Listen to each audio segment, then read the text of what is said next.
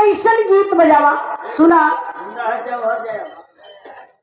जितना नौजवान भाई लोग खड़ा हुआ ऐसा गीत बजावा के लोग के तनी दिल के धड़कन तनी तेज हो जाए। पहला गीत बजा के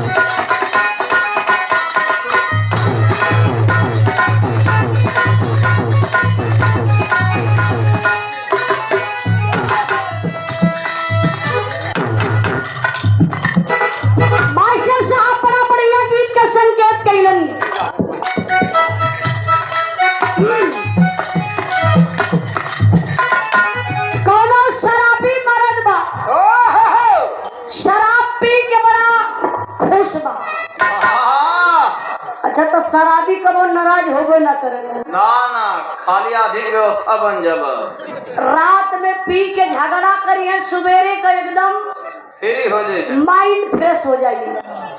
जब पी के ये तो जाना तो एक आग जाना कुछ लोग तो नलवों में गिर जाला और गिरने के बाद हिम्मत के धरेंगे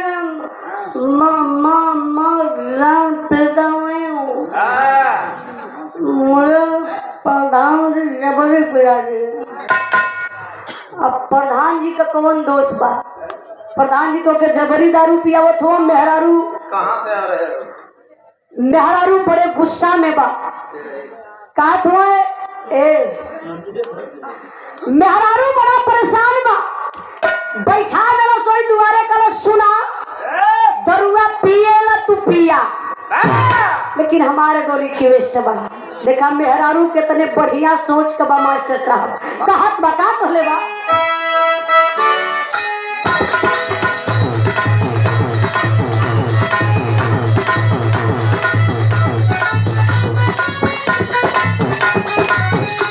ये कहत बा मास्टर साहब जान पिया राजा जे हो नहुआ नहातौआ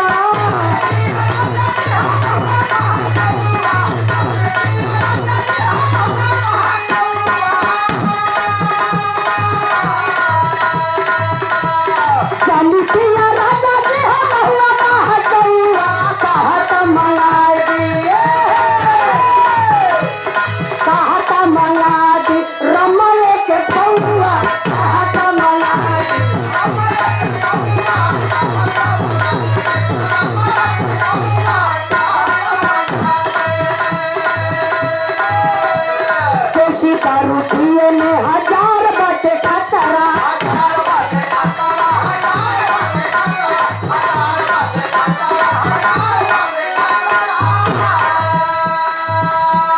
केतना के बेटा मरला केतना के भतरा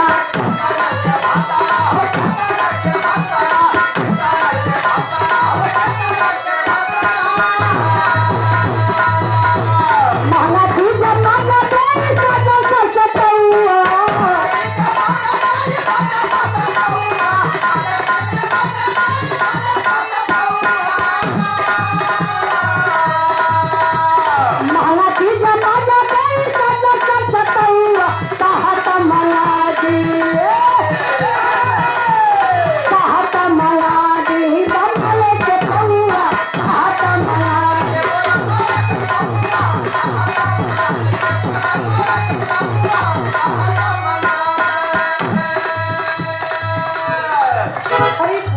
अमरनाथ यादव खरीदपुर के धरती से सम्मान के लिए 151 रुपए का पुरस्कार देके ऋषभ यादव डेयरी वाले भैया की तरफ से 100 रुपए का पुरस्कार भैया के बहुत बहुत प्राण आशीर्वाद के चाह रही कहना का मास्टर साहब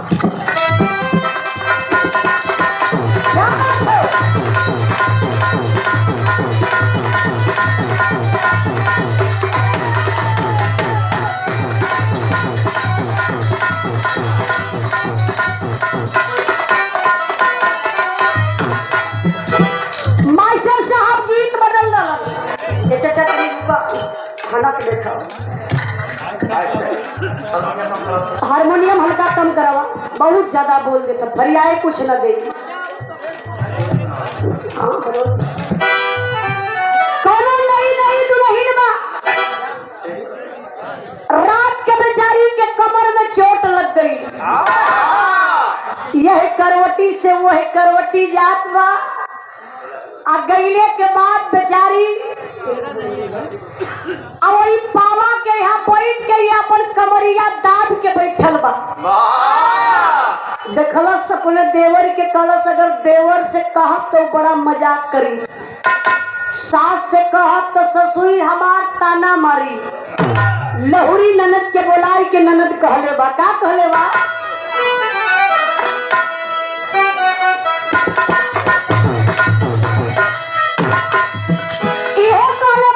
साहब उठत